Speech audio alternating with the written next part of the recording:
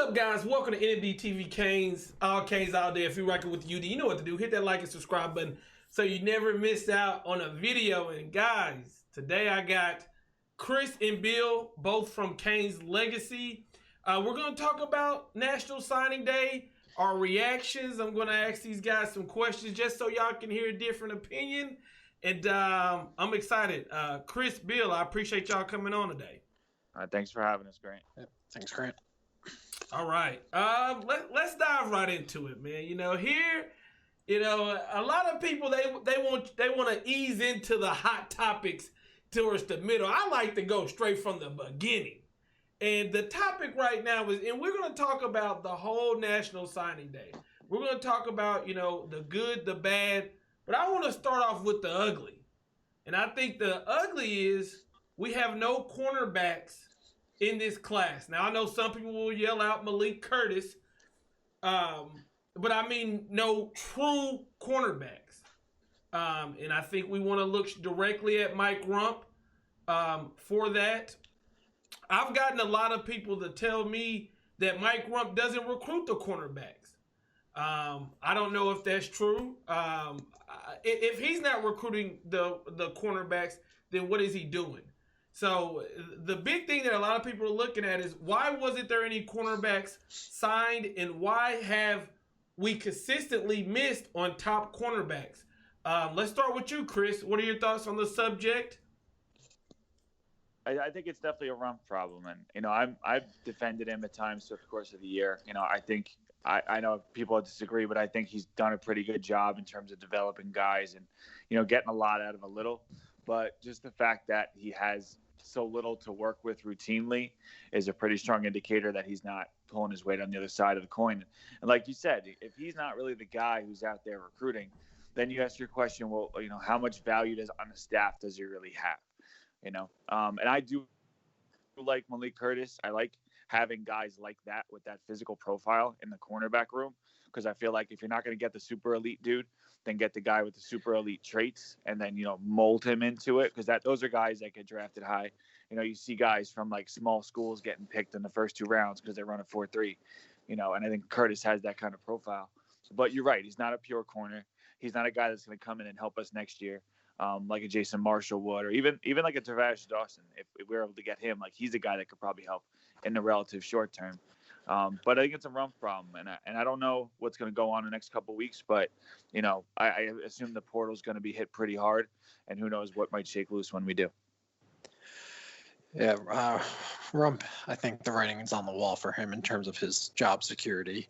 The cornerbacks haven't looked good enough this year for him to point towards the development portion. And then when you add on the recruiting woes, we're not bringing in, super high quality guys. We're missing on, the local studs. They go SEC, but we're still not even getting, those second tier guys. We lost Jaden McBurrows today to Michigan, who is kind of dumpster fire in and of itself. But there's something going on with cornerback recruiting. Is it a Rump issue? Is it bigger than Rump issue? Is Manny not prioritizing the position? Blake Baker as well.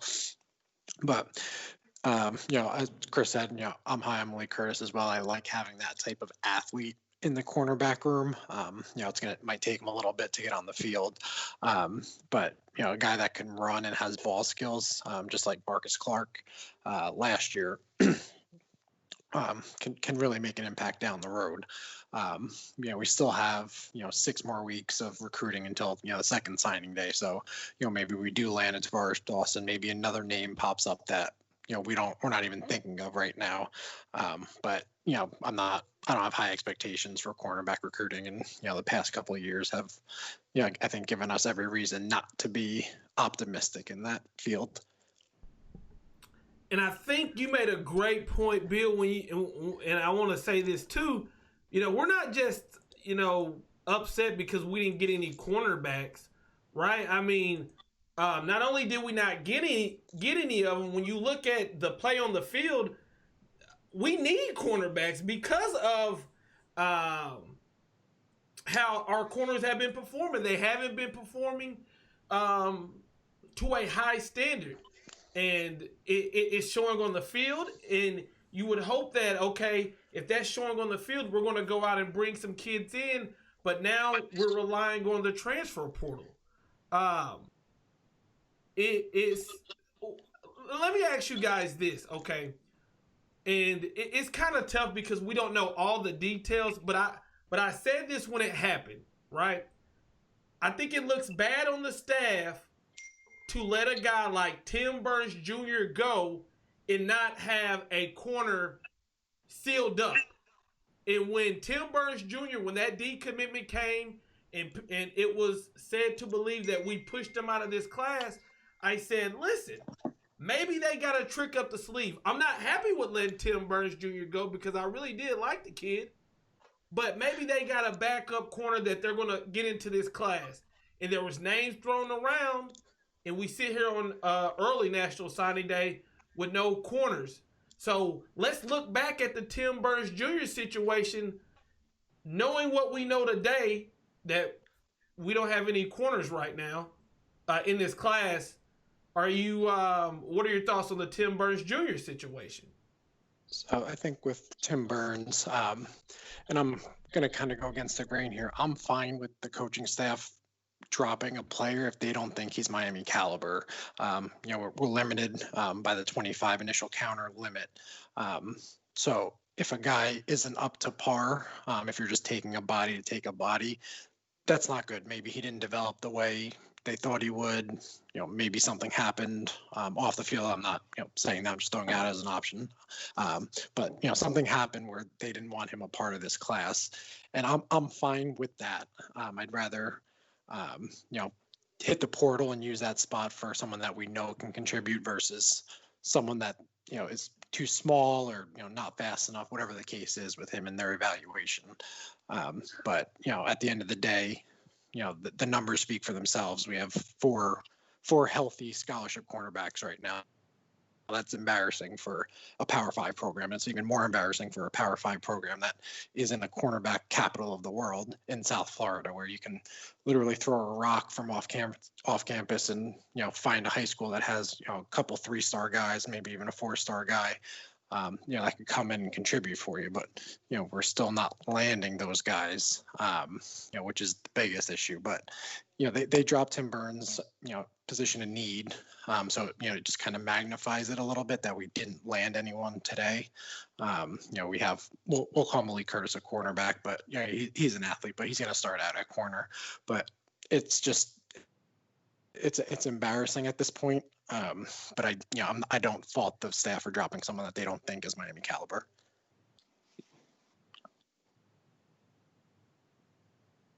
You agree with that, Chris? You're in that same line of thinking? Yeah, I'm thinking because I agree totally with what Billy said about the dropping a guy who's not of the caliber. Because like you said, the IC limit is so tight that you don't want to go and waste the spot, especially, at some point soon we'll get back up to the 85, around that range. We'll see, I guess. But that whole idea of having a spot available just for a corner because he plays the position would probably put us behind, because we'd be in a spot in a couple years from now where we have a dude like, no offense to him, but like a Robert Knowles who's just taking up a spot on the roster that we don't need. I hate to lose a guy, like a good transfer that wants to come because of that. Especially we don't know what's happening with Derek King. We don't know what's happening with some of the older guys, if they're coming back or they're leaving or whatever. So that's a big part of it. And I also think too, like, we really don't know what's going to change in the next, now regular signing day and late signing day now in February.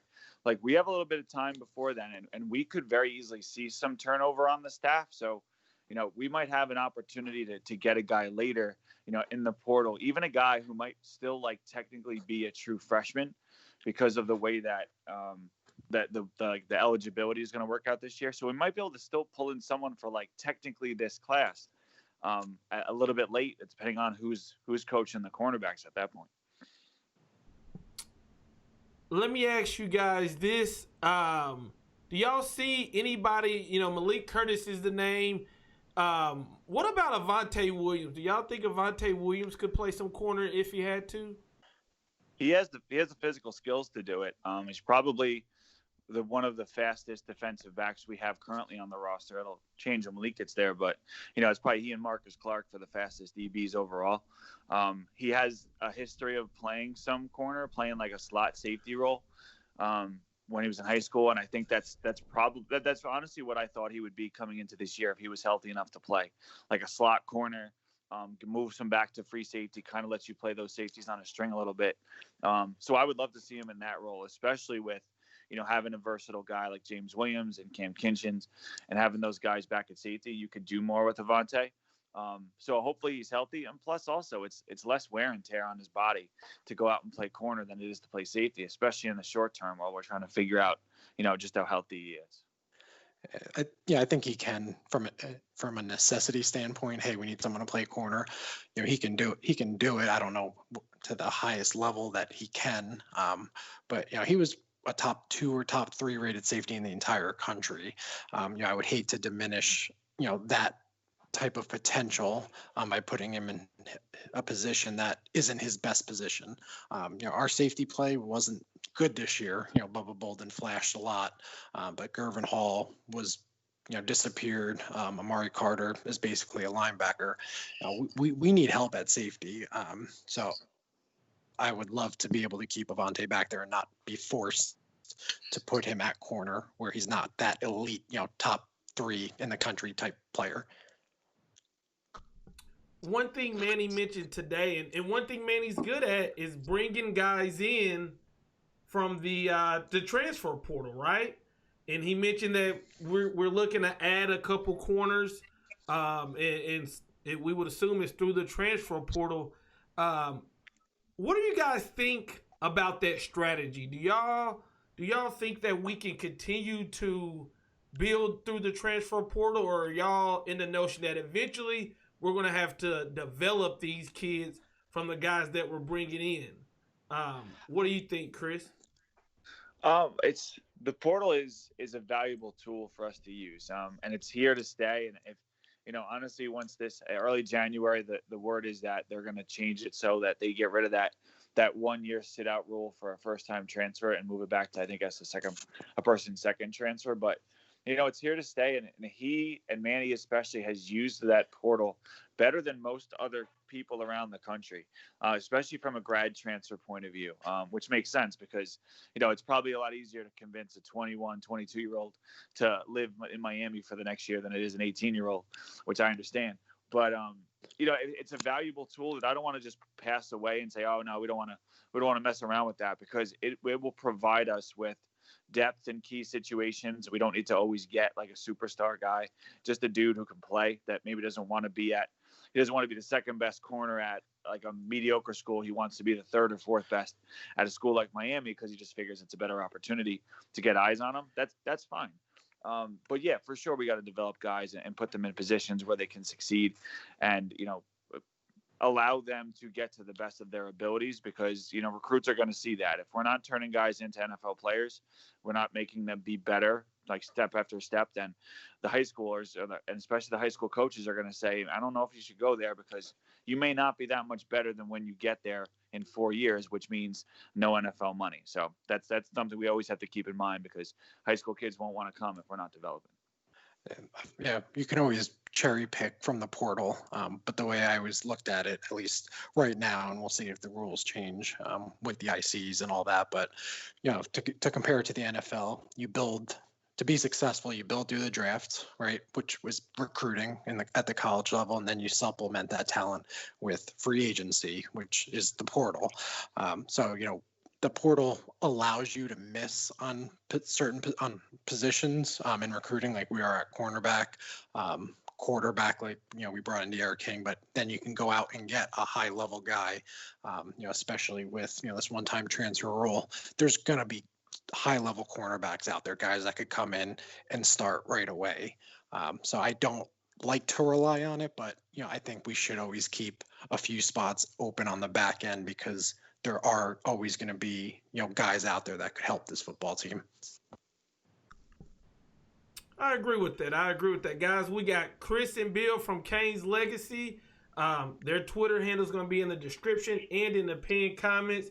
Make sure you check them out. I definitely agree with that, man. And the one of the reasons I think 2-3 years ago I maybe would have not felt this way, but we've got to get credit where credit's due. And one thing you can say about Manny is he has done a good job in the portal bringing in top talent. And now we're going to see, hey, can we bring in a couple cornerbacks? Like you guys said, we still got the later signing day, but we'll see what happens.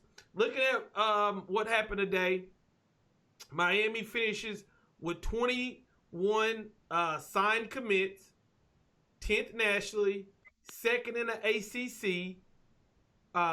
This overall class, just the overall class as is, how would you grade this class, Bill?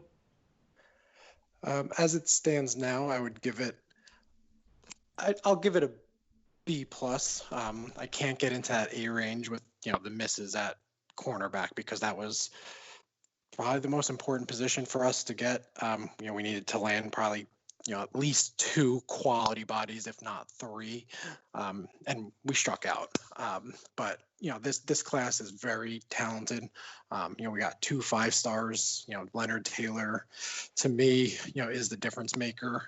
He can change the face of the defense if he is that dominant presence on the interior. But then you also land James Williams, another 5-star, probably the most versatile defender in the country. And those type of caliber players we haven't landed. We haven't landed elite athletes like that. We have a strong tendency to overrate the guys we do get. And the NFL draft has shown that we haven't been getting those elite guys lately. We're going to have Greg Rousseau go high. We'll probably have Jalen Phillips go high. But, these are the guys that you need to bring in every year to build into that elite squad that, compete with the Clemsons and the Alabamas of the world. But, every other position outside of cornerback, I think we did pretty good at. We kept it local. We got a lot of the local guys that probably we wouldn't have gotten in years past. We beat Georgia for James Williams. We beat Auburn for Cam Kitchens. Georgia was sniffing around for Romello Brinson. So we went toe to toe with the SEC and we won battles. We're not going to win them all, of course, but I think this was a very good class, especially coming off a 6-7 disaster last year.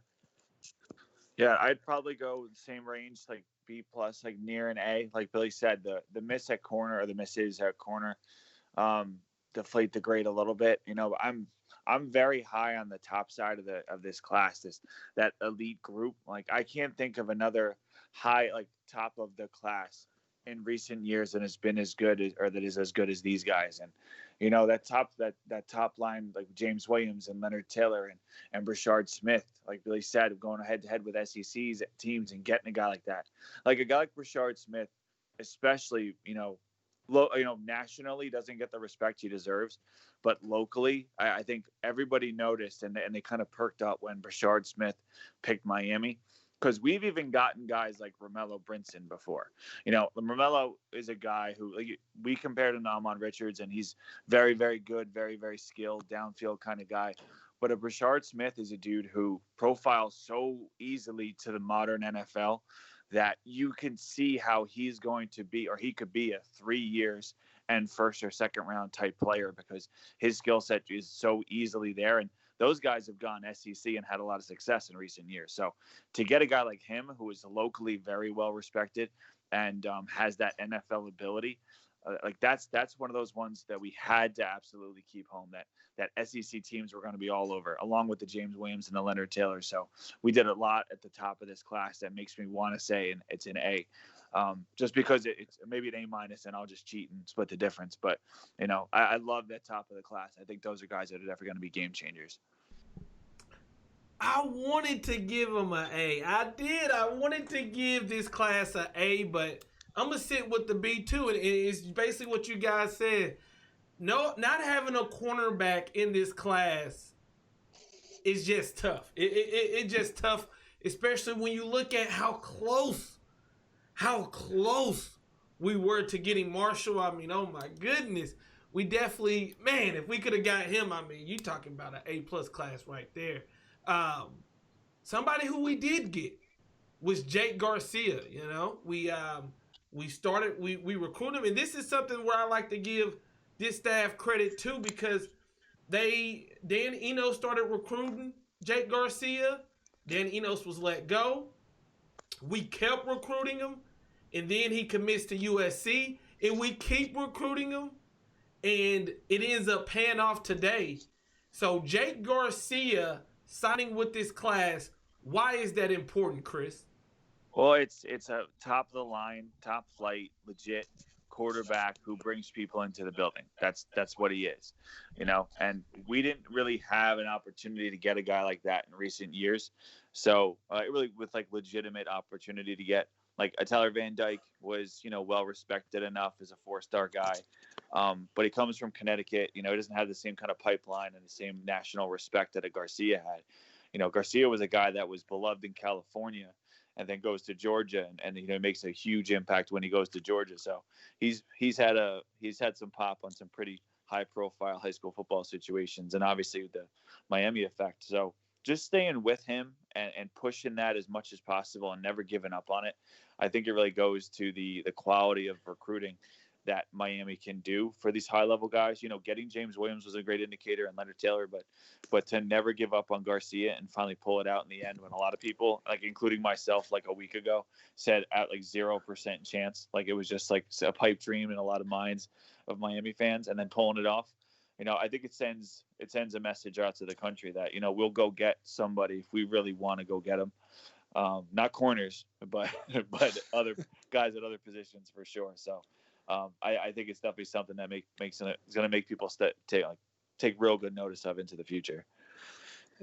Quarterback's most important position on the field.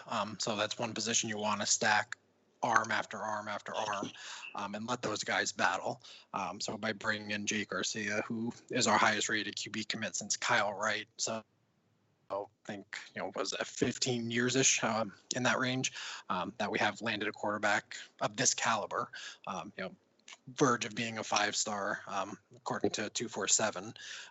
But now, you know, we've set ourselves up where King comes back, you know, these two guys continue to learn, these two guys meaning Van Dyke and Garcia, and then, hey, we have a big time quarterback competition, you know, going into 2022. You know, odds are probably one of these guys is going to transfer, and that's fine. But, you know, you keep bringing guys like this every year, you're eventually going to hit on one. And when you hit on a quarterback, that changes the trajectory of your program. You know, you look at, you know, Auburn winning a title with Cam Newton, Texas winning with Vince Young, you know, truly elite, you know, program changing guys at the quarterback position can elevate programs, you know, to title contention, and that's what we need, you know, to overtake Clemson, and to be honest, after Saturday, overtake UNC on the coastal side.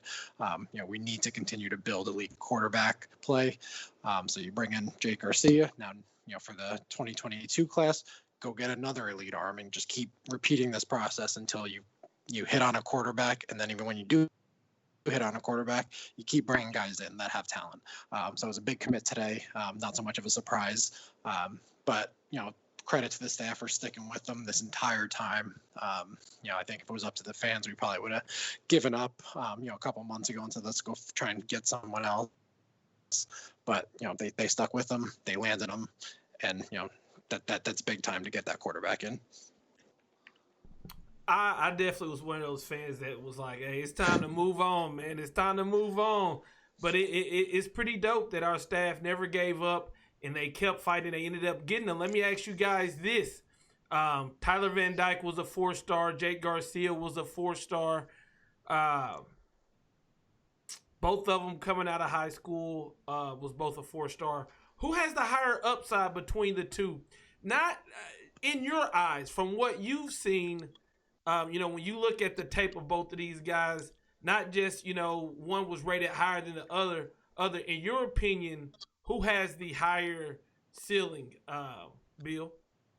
So I think Van Dyke has the higher ceiling. He's a better athlete. Not that he's, you know, an elite athlete by any stretch, but you know, he's a better athlete. I think he has a stronger arm. So he has better tools. But that's not a knock to Jake Garcia either. He doesn't have a noodle arm. They're both accurate. But I just think with Van Dyke having a little bit better physical traits, his ceiling's higher. But again, it wouldn't surprise me if Garcia ended up being the better quarterback. He just has kind of that gamer mentality. I don't. When you watch Jake Garcia, nothing really stands out as elite. He doesn't have a howitzer. He's not running a 4-4, but he moves in the pocket well and he's accurate. So that's what you want in a quarterback. To be accurate and be able to evade the rush. You don't necessarily need to be Michael Vick out there. But to answer your question, I think Tyler Van Dyke has the higher ceiling. Yeah, I'd agree. And like the two main points, the mobility of Van Dyke. He has got like that surprising kind of quickness to him. That even when we were comparing him when he first committed last year, we were like, well, the only guy that I've ever watched Miami quarterback where I said, oh my gosh, he's more athletic than I ever really expected him to be. Would be a guy like Vinny Testaverde, but obviously he doesn't have quite the arm strength that Vinny did. But he's better, more mobile for sure. And like the high end on the arm, I think is definitely better. Garcia, I would put a lot of his pluses go with like the intangibles. Like you could tell how natural he is in like a leadership position. And I don't think anyone would ever, like you say, he's the guy, he's the starter. I think the entire team would buy in because he seems to have that kind of mentality and personality that people are going to gravitate towards. Whereas we just haven't necessarily seen it with Van Dyke. And plus also Garcia comes from, like we said before, a much more, vaunted legacy in terms of high school football where he was challenged, he needed to be aggressive, he needed to do all the extras, he needed to be over the top just to get a job, just to get the starting job at the different places he has. Then he got to go across the country and win the starting job in a place that he had never been to, in a state that was like 2,000 whatever miles from his homeland, like his home state. So it's pretty crazy what he did just to go out there and play football this year. So all that kind of stuff transfers, especially at the quarterback position. So I think physical upside Van Dyke, but I could see Garcia winning the job very easily if he just, goes out there and does what he's done his whole career. I say, man, I can't believe y'all said Tyler Van Dyke. The reason is because I feel like a lot of people, I think it's kind of the shiny new toy situation where when the newest thing right now, that's who everybody wants to gravitate to. So I thought for sure one of y'all would say Jake Garcia, but I think y'all make a very good point when you look at the athletic ability of Tyler Van Dyke. I think we all can agree, though, we got quarterback competition, and that's what you want. That's what you want in that room is competition. You want nobody to think that they just are going to be handed the job. So I'm excited for both of these guys. Let's give out some awards, right? Let's give out some awards for this class. Good class by Miami. Let me get who is the can start day one award? Who would you give that award to? Now, before you guys answer, I was kind of having this conversation in my group chat earlier. There's a lot of times where I see a kid and I say, this kid looks like he's a day one starter. And it seems like our coaching staff, they like to play the seniors a little bit more. And it takes them a couple weeks to put those younger players in. So take that to account as well. Who is your I'm starting day one award going to? I think I'd go, and I'm not trying to be, make it too easy, but, Leonard Taylor he's the best defensive lineman that we've pulled in a long, long time,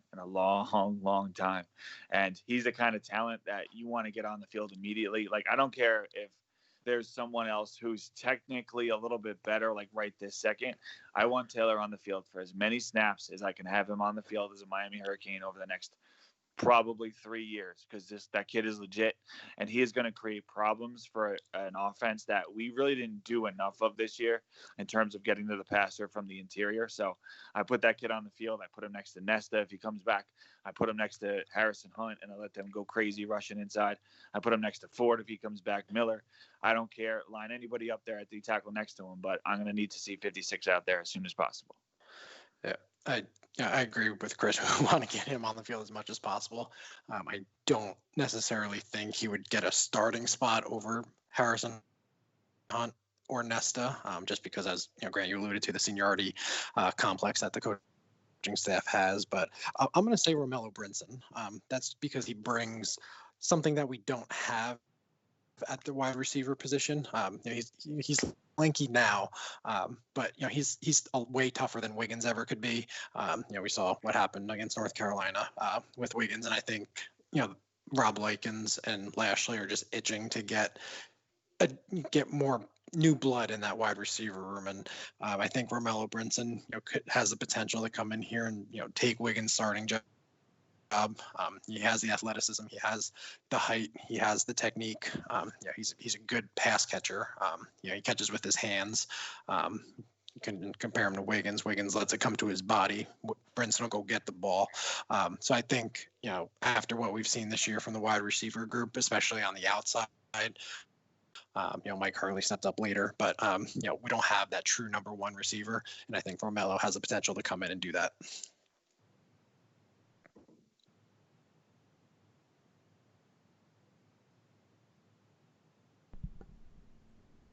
Give me your I won't start day one award. I won't start day one, but in 3 years, I'll be making an impact award. I won't start day one, but in 3 years, I will be making an impact award. Who are you giving that to?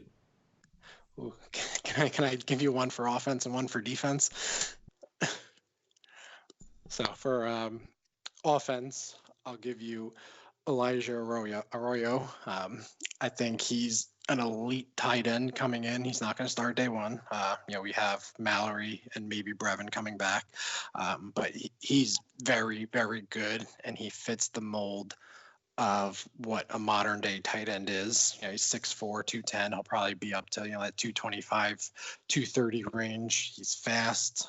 He's a great pass catcher in terms of high pointing the ball, making contested catches, and I see him as a potential high draft pick down the line. Chris, you got one? I'll go. I was waiting to see if Billy had a defensive one because I didn't want to steal his guy, but I got two on defense. So I'll go either one of you goes. But on offense, I want to go with Lawrence Seymour, big baby. Because it's hard to get on the field too much as a freshman, and usually if you do on the offensive side as a freshman, you're probably forced into a situation that you shouldn't be playing, like we've seen in the past with Zion and whatnot. But so we probably won't play much this year coming. A good redshirt year will help him. The next year after that, there's a chance he could be out there starting as a redshirt freshman. But for sure, by his third year, I think Seymour. Hold up. If you're not signed up with the Patreon squad, a.k.a. the Kane Gang, then what are you doing? Get signed up right now. Link in the description and in the pinned comments. And for less than a cup of coffee, you can get the extra content, the exclusive content, the ad-free content, the early access content, the film breakdowns that I can't put on YouTube because YouTube will strike your boy down. Hey, we turning up on the Patreon squad, the Kane Gang. Get over there right now. Link in the description. And if you're already a member of the Kane Gang, I appreciate you. Enjoy the rest of this content. I'm moving my hands, a lot of hand movement. Will be our best interior offensive lineman. He's got a lot of great physical tools, and he's the kind of guy who really sets a tone on the inside and is really made for guard. We've had guys in the past couple of years who we've tried to make guards, like Ja'Kai Clark. Really, he's more of a center. He's smaller. He hasn't adapted to guard as well as we'd like. And we have a guy coming in front of him and a guy behind him at center, so who knows what his future is. DJ Scaife, we thought that he was a better fit for guard than tackle based upon his physical profile, but it looks like he can't play guard at all, so he's going to have to slide back out to tackle at some point. So I don't know how that's going to go. And Jalen Rivers is probably going to be our future at one of the spots. But other than that, I would say that Seymour really has a good track to get that job by year two and just to carry himself through, because he and Rivers are really, really made for that position with their size and their mentality. So I'm very excited about the interior of the line a couple years from now. Yeah, I'm excited about that too. And not only the talent, but I do have faith in Garrett Justice. And I do think this offensive line wasn't the best offensive line in the world, but I thought I did see improvement. I would like to see a little bit of a mean streak, especially rushing the ball. Run blocking and things like that. But I thought one of the keys and one of the things that's overlooked about this season is, like you said about our future. We got Jalen Rivers, we got Isaiah Walker, and then now you add the guys from this class, and then my faith in Gary Justice, or in my mind, I think will do big things. Let's do the best 3-star award. Who's our best 3-star? Now the 3 stars, they get overlooked, but a lot of times, some of your best players end up being a 3-star player. So in you guys' mind, who's our best 3-star out of the 2021 class? Let's go, Chris. There's a guy like Tyler Johnson is. I don't know who's ever talked about Tyler Johnson, but it seems like people just let him slide under the radar for like literally since he committed to us like 2 years ago, maybe even more, maybe even longer than that. Like you go on his Twitter, he hasn't like tweeted anything in 2 years. He's been to a couple of different high schools in his career. Like you try to find highlights, it's like kind of looking for Bigfoot video where you can't really find like the most updated highlights. It's this very strange recruiting process where people just don't talk about him, right? Even when he signed today, official, like I didn't see any big posts. I didn't see anything on Instagram. I didn't see like his Instagram story blowing up or anything. It just kind of happened, and his name was on the list all of a sudden. He's got this really like strange quality that people aren't talking about him, even though his older brother, when he committed, it was one of the biggest deals. Like I remember sitting on the couch waiting and all of a sudden Jaquan's commitment came up, and I remember celebrating, right? But his little brother, you hear nothing. But from everyone that's seen him play consistently, says that he might be the best or one of the top 2 or 3 defensive players in this group, and maybe the best linebacker in the state. So people rave about this guy and think that he's going to be a phenomenal player down the line. And it's all for him. It's all about mentality and aggressiveness, and you see how well he rushes the passer, and you see all the physical tools to be a great like maybe weak side linebacker in the future. So. I'm going to put my money on all the guys that I trust, and people like D Money over at Kane's Insight who say like this kid is legit. So I think he might be the guy that nobody's really talking about now, but come a couple of years from now, I think people are going to know his name just like his brothers. Yeah, I'm going to stick with the same position group and go with Deshaun Troutman. Here's a guy that looks like you're a prototypical modern day middle linebacker. He's fast. When he hits you, he hits you. He plays angry, but he also plays disciplined in his game. We all have nightmares of watching our linebacker play this year. There's opportunities for these linebackers, Troutman and Tyler Johnson, as Chris said, to maybe make an impact. But Troutman's a 3-star. He has the size. He has the speed. He hits. We'll see if he can cover. Most high school linebackers aren't really asked to cover. They're just asked to attack. So we'll see if he can develop that part of his game. But when I say they asked to attack, if you ever watch Troutman's highlights, that dude attacks people. So he's going to bring a nasty attitude to that linebacker room, and hopefully it elevates the rest of the linebackers on this roster to match that intensity. I like Thomas Davis, right? I mean, I think this guy, what I like about him is he has a very high motor, and when you watch his highlights, he seems like that guy who. This is just what I get from watching it. To me, it seems like he's the guy in practice who's going to even go hard in the walkthroughs. Like, the coaches are going to have to say, hey, calm down, man. That's the kind of vibe I get when I watch Thomas Davis, when I watch his highlights. And then, we saw the stat line that was popping up when he won Player of the Game a couple weeks ago in his high school game. That's the guy who I'm keeping my eyes on, because I didn't hear a lot when he committed to us. Right, I knew Georgia was after him, but then when I started to research him, look him up, he's a guy who I'm like, okay, let me keep my eye out on old Thomas Davis. And to what Chris was saying, that is crazy about Tyler Johnson, because you literally don't hear anything about him. You hear nothing about him. Right.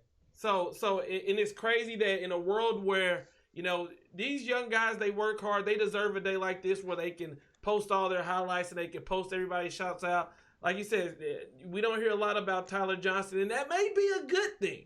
That may be a good thing. Most likely to go pro out of this 2021 class. I'll go with I think James Williams. That's Leonard Taylor's also an easy one to say. Mixed up, I'll say James Williams. That's NFL body as a safety right now, 6'4", that 215, 220 range, can run, can cover, and one of the not weaknesses, but one of the things that people pointed out going from his junior to senior year was his lack of physicality, and he proved everyone wrong. He was hitting people, he was playing near the line, he was getting in the backfield. But when I think of what today's game is, it's very offense heavy. The rules are slanted towards the offense. You need versatile defenders, like an Isaiah Simmons, who's the easiest comp for him, in the current NFL. But you need guys that could do a little bit of everything. You can line them up all over the field, try and confuse defenses. But when I think NFL, I think James Williams. I'm going to go to the other side of the ball, a guy I mentioned before, Brashard Smith. See, he just fits that profile so well of what the NFL is looking for. The guy I think of right away, and like his maybe his high end or even a little bit higher, like a Mecole Hardman, who just went to the Chiefs a couple years ago, maybe 2 years ago, in the second round. Like, that's the kind of guy that, and the Chiefs already have a dude like him in Tyreek Hill, but they brought him in too because there's just so many ways to use a guy like that. Like, it's limitless, the opportunities. You can put him in the backfield. You can line him up in Wildcat. You can run him in reverses. You could send him deep. You can throw him screens. You could do all these things, and then you could put him in there in the return game as a punt returner, as a kick returner. Like, you can get a guy like that the ball. Like, you can get a normal receiver the ball 7 times a game. Everybody's celebrating, right? You target him 12, you get him at 7 times. Target him 11, get him at 7. Everyone's happy. Like, oh, this is great. He's happy. The team's happy, right? But a dude like Mecole Hardman or probably how we'll use Brashard Smith, we're talking like 14, 15 touches a game, maybe even higher if he's returning kicks too. So we're going to give him every opportunity to make big plays. And I think he'll make them at Miami in this offense. Like, you think of all those bubble screens that we ran to Pope, all due respect to Pope, he got a lot better this year than where he was. He became a respectable wide receiver, especially towards the end of the year. But like, he's running those bubbles and he's getting tackled within a yard every time. And every single time I saw Pope run that bubble, I was saying to myself, man, if that was Brashard, that this would not be happening.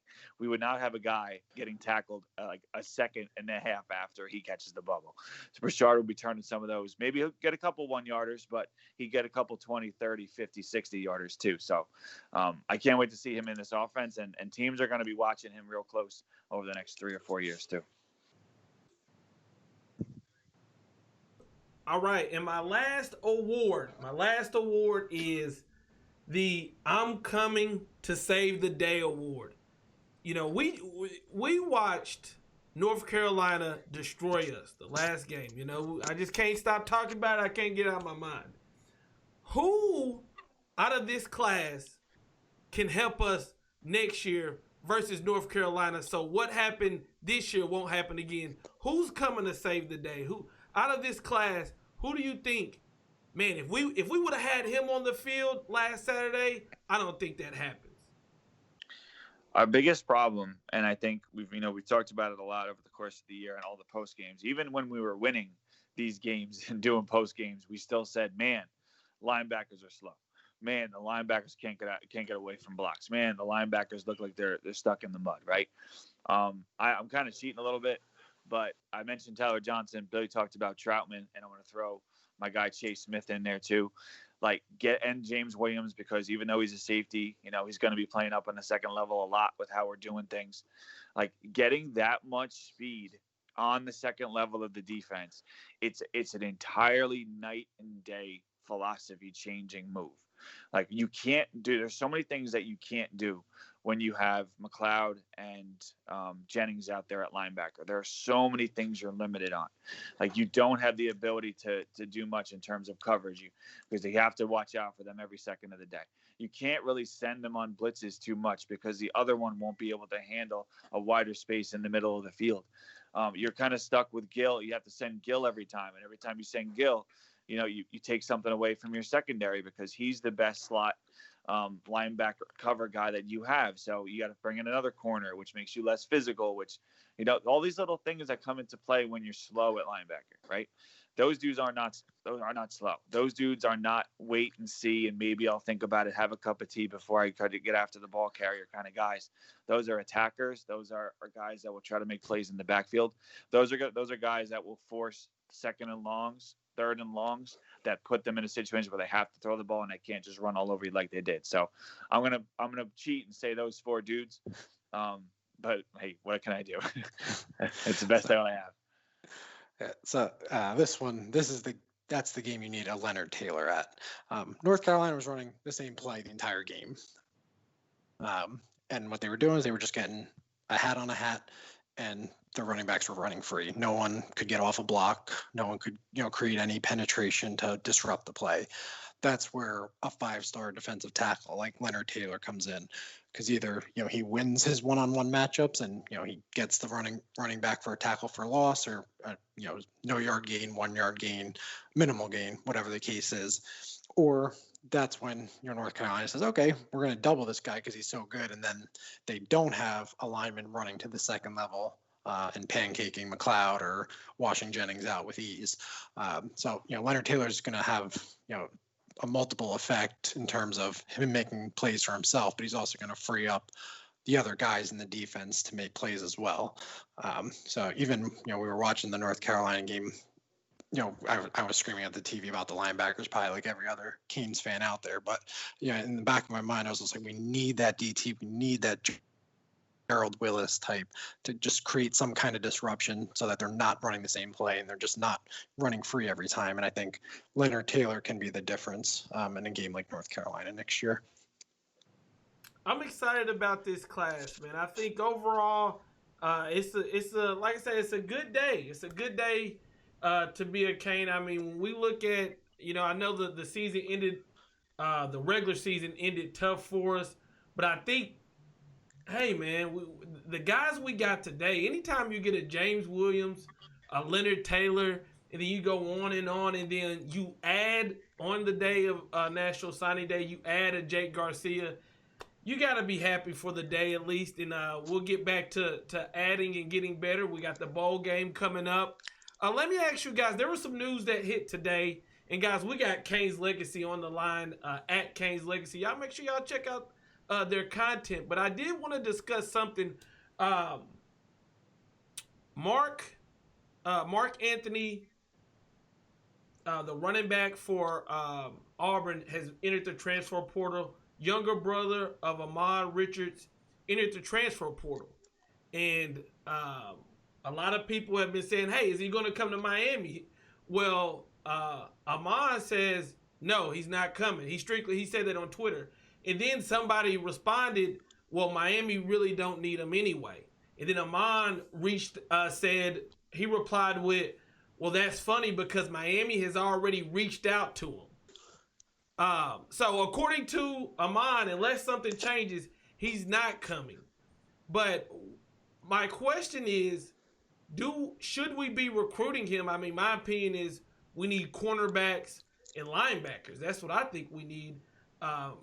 But should we give him a call, reach out to him, maybe get him to come and transfer? And if you're Manny Diaz, we got 3 spots left. What are you using them on? Let's start with you, Bill.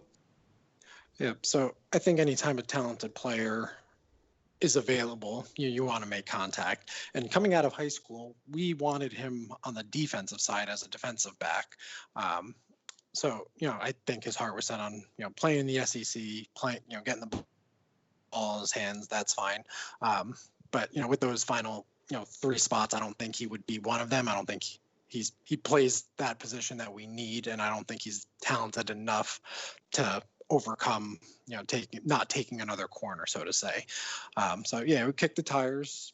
Maybe he wants to, come and try and play cornerback. Then, further discussions can happen. But with 3 spots left, I think we go another offensive lineman in Austin Barbers, and then save those 2 spots for either a high school cornerback and a portal, or 2 portal guys, or even 2 high school cornerbacks. But we'll see what happens with that. If they do change the transfer rules and the IC rules, maybe we can sign 3 more high school guys, and then bring in more transfers. So that's TBD.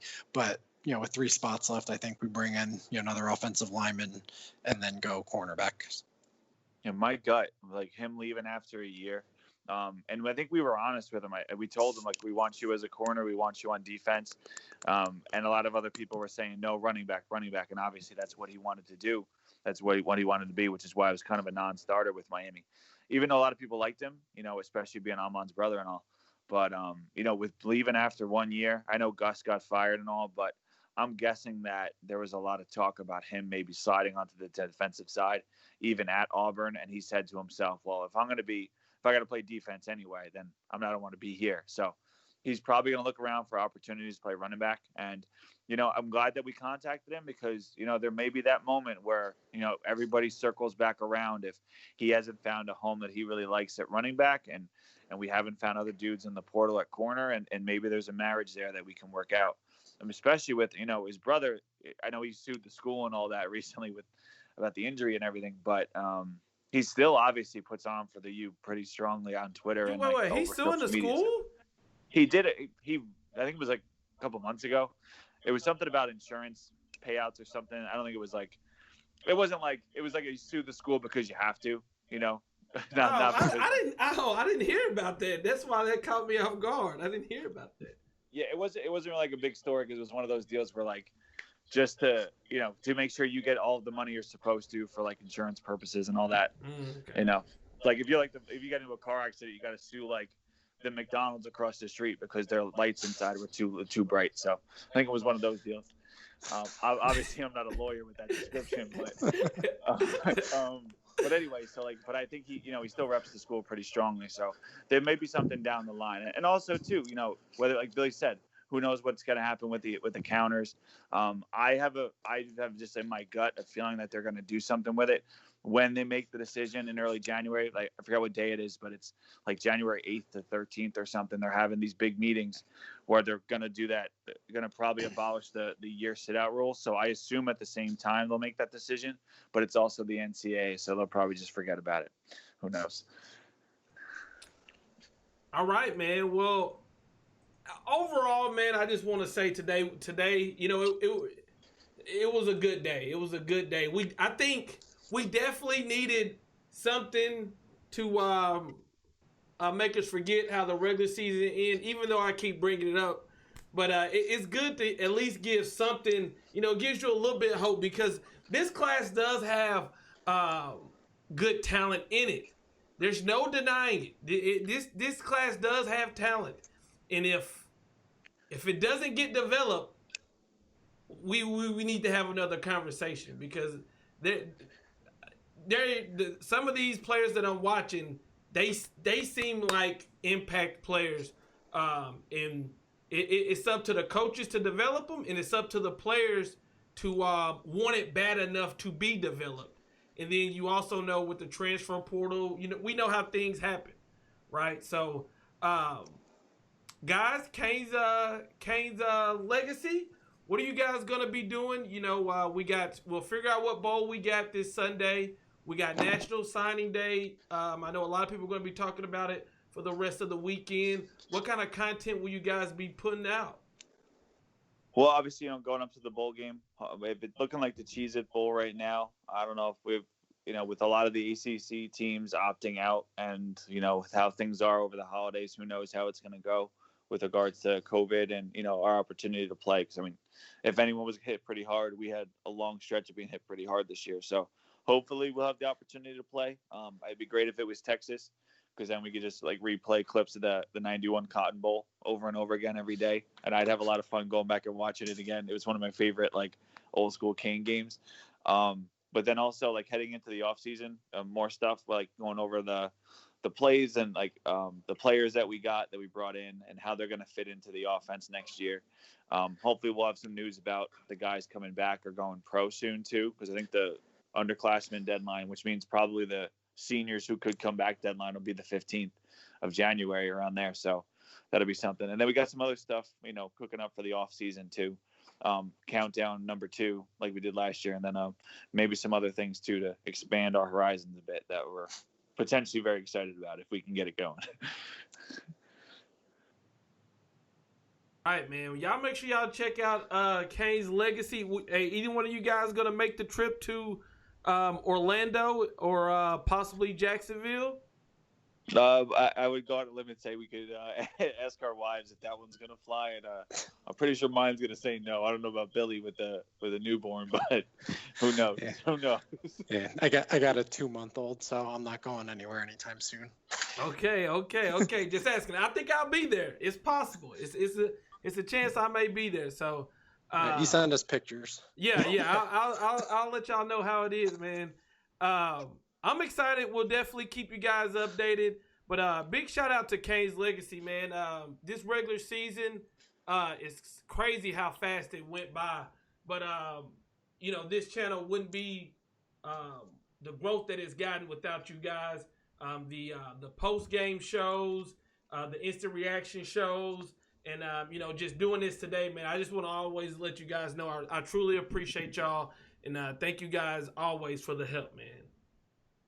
It's always a pleasure having being on the show, and we appreciate you having us on to talk about Miami. It's a good, even on after a bad game, it's always good to come talk about the U and just kind of say our thoughts and everything. And appreciate you giving us the platform. Yeah, thank you, Grant. It's always a fun time talking Canes. All right, man. I appreciate it. And hey, you guys, make sure you check out Kane's Legacy. All their information will be in the description, and you see the Twitter handle on the screen at Kane's Legacy. Hey, man, y'all go check those boys out, man. And Bill, Chris, I appreciate you. Thank you, guys.